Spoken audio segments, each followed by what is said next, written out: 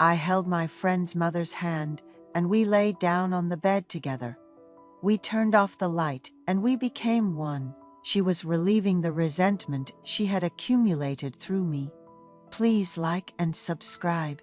I am a college student. Throughout my college life, I only had one girlfriend. There were many girls who approached me with affection, but there was no girl among them that I particularly wanted to date. I believe that conversation is important in human relationships. I wanted to date a girl with whom I could have a good conversation, but it didn't go as well as I hoped. My friend has been living with a single mother since he was young, due to his father's infidelity. His parents divorced, and he lived with his older sister under his single mother.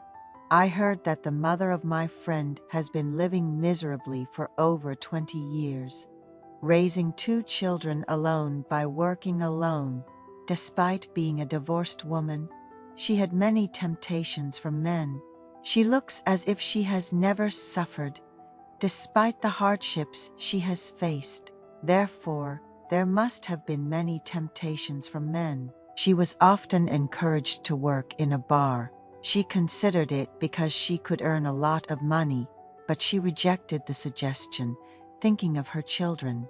She said that many men tempted her at work. Therefore, she started to thoroughly hide the fact that she was a divorcee. Among the men who tempted her, there were men who were much older. When she heard from a man about her father's age that lonely people should meet and date, she felt a great sense of guilt. She pretended to be a married woman and hid the fact that she was divorced. But there were still many men who tempted her. It seems that there is no doubt that my friend's mother is beautiful. She didn't have time to care about makeup or dress because she was at work most of the time, except for sleeping. But there were so many temptations. The sister of my friend worked hard for her mother after becoming an adult, and my friend was able to enter college with the help of his mother and sister. My friend and I became friends in college. I grew up in a wealthy home. Since I was young, our house had a housekeeper, so my parents were financially well off. I was able to study as much as I wanted with the support of my parents, and went to college without any problems. My friend worked part-time diligently after entering college. I became curious about my friend. I wondered if my busy friend had time to study, and why he lived without time to meet friends because of part-time jobs. We quickly became friends and nurtured our friendship when he had time. I felt good about my friend's heart for his mother and sister. I was so happy to share friendship with such a kind-hearted friend. My friend always told me that he was grateful to me. When I asked what there was to be thankful for between friends, he said he was thankful that I became a friend with him, who was busy with part-time jobs. One day, my friend suggested going to his house. Without any particular thoughts, I went to his house with him. When I went to my friend's house, his mother greeted me with a bright smile. Shortly after, my friend's sister came in with her hands full of groceries, apparently having stopped by the supermarket on her way home from work. I was playing with my friend when his mother called us to have dinner. The table was filled with delicious food. As I was eating dinner, my friend's mother earnestly asked me to get along well with her son. I told her that of course we would because we were good friends. The sister said it was the first time her younger brother had brought a friend home since he was born, so she was very happy. I felt good being treated so warmly by my friend's family. Although I met my friend's mother and sister for the first time that day, they did not feel strange at all. I think I felt familiar with them because they treated me so kindly. However, a few days later, I found out why. I felt so familiar with my friend's mother. When I was young, There was a housekeeper who came to our house. My parents were strict with their children, but that lady always protected me. She was about the same age as my mother and always treated me kindly. When I got scolded by my parents, the lady comforted me. Even when I behaved a bit recklessly, she treated me with a gentle smile. But one day, she suddenly quit working at our house. I asked my parents why she quit working at our house, but they didn't answer. Later, when I was in high school, my parents told me the lady had gone to heaven due to a traffic accident and could no longer come to our house. My parents did not tell me this because they were worried I would be shocked. The reason I felt so familiar with my friend's mother was because she resembled that housekeeper. I often went to my friend's house. Since my friend's mother and sister welcomed me so much, I wanted to go there again and again. My friend's house was not as strict as ours, which was very nice. If I made any jokes, my friend's mother and sister laughed out loud. They even laughed out loud at jokes that didn't seem to be funny. My friend finished his first year of college and decided to go abroad to study languages with the money he had saved. I went to the airport with my friend and cheerfully saw him off. A few days later, I began to miss my friend's mother and sister. I thought his house would be silent without my friend.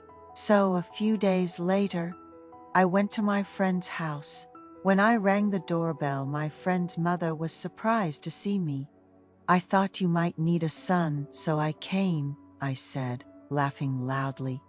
My friend's mother, tears welled up in her eyes, said it was good to come. She grabbed my arm and hurried me inside. From that day on, I frequently visited my friend's house. My friend's mother and sister always welcomed me. I made a lot of jokes to lighten the mood, and they loved my sense of humor. One day, my friend's mother asked me with a serious expression if I liked her daughter, my friend's sister. I was taken aback as I had no such feelings. When I was unable to answer her question, she told me it was okay and asked me to tell the truth. So, I revealed my innermost feelings. I mentioned the housekeeper from my childhood, who had warmly embraced me, and how her face is now a vague memory. As I spoke about how warmly she had treated me, tears unknowingly welled up in my eyes. When I mentioned that my friend's mother greatly resembled the housekeeper, which is why I kept visiting, she silently embraced me. I cried in her arms for a long time. She kept apologizing to me, saying she thought I was always a cheerful person and wasn't aware of my painful past. She mentioned how she wished she had a playful son like me because her own son was very taciturn. She had been expecting me to visit often and make her laugh, despite not realizing I had such a painful past. She was grateful that I visited often and made the house lively.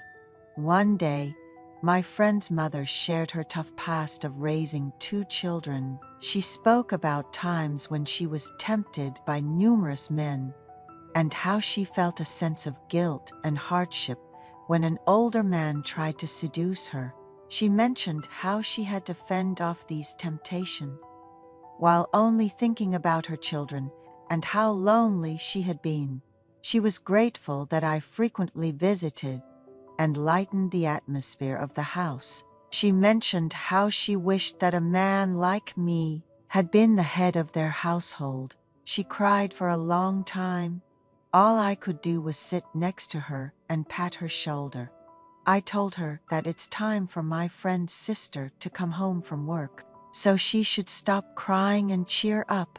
However, my friend's sister didn't come home that day. After crying for a long time, she forced a smile. It was late at night, but I couldn't leave her alone. When she told me to go home, I told her that I would stay at their house that night, and she silently nodded.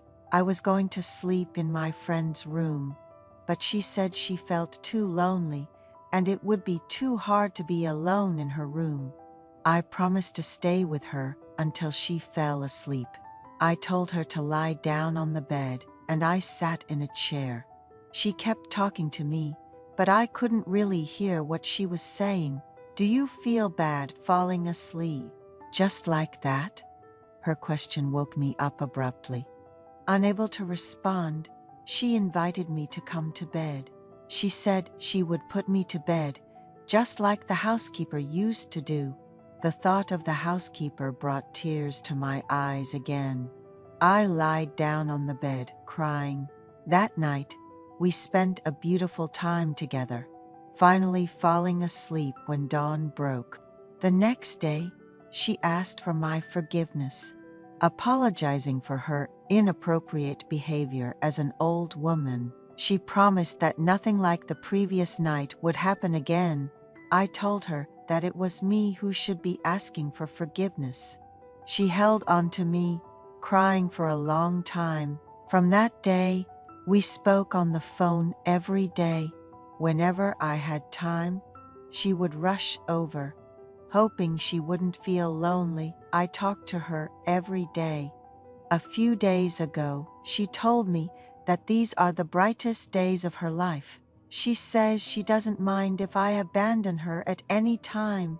She says she will serve me as a son-in-law until the day she is abandoned by me. I am so happy because of her, who sends me infinite trust and love.